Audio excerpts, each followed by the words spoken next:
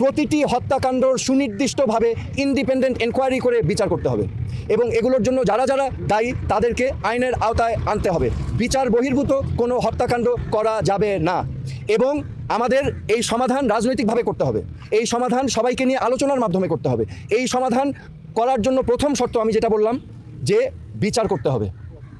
এই প্রাণহানির প্রত্যেকটা প্রাণহানির বিচার করতে হবে এবং যারা এটার জন্য দায়ী তাদেরকে আইনের আওতায় আনতে হবে। তারপরে আলোচনার মাধ্যমে এই সমাধানে যেতে হবে।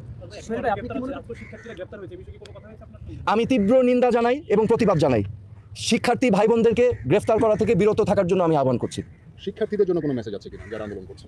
শিক্ষার্থীদের জন্য আমার মেসেজ আছে, আমাদের ভবিষ্যৎ স্বপ্ন যেন বিনষ্ট না হয়।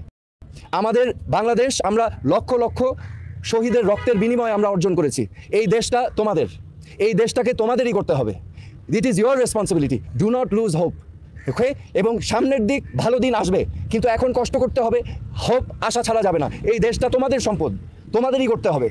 তোমরা এই বিষয়ে কি আপনি কিছু জানতে পেরেছেন? আমি এই প্রশ্নটাই করেছিলাম যে এই 6 জনকে কি অতি সত্বর ছাড়া হবে কিনা। প্রতি উত্তরে আমাকে জানানো হয়েছে, হারুন সাহেব আমাকে, ডিবির প্রধান সাহেব আমাকে জানিয়েছেন যে ঊর্ধ্বতন কর্তৃপক্ষের আদেশ আসলেই সেটা করা হবে। এখন উনি বলতে পারছেন না কখন। সো সেফ কাস্টাডিতে আছেন অ্যাকর্ডিং টু দেম।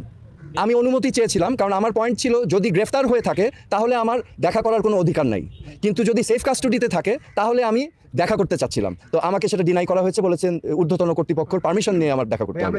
আমার কোনো পদক্ষেপ কর্মসূচি নাই। আমি আমার বিবেকের তাড়নায় এসেছি। যেটা আমি দেখছি চারিপাশে মানুষ যেই প্রশ্নগুলো করছে, যেই জবাবগুলো চাচ্ছে, আমি সেটাই জানতে এসেছি একজন নাগরিক হিসেবে। কিন্তু আমি বলেছি আমার একটা পরিচয় আছে, এই দেশের উপর আমারও হক আছে এবং সবার হক আছে। সো আমি সেই জন্যই এসেছি এখানে।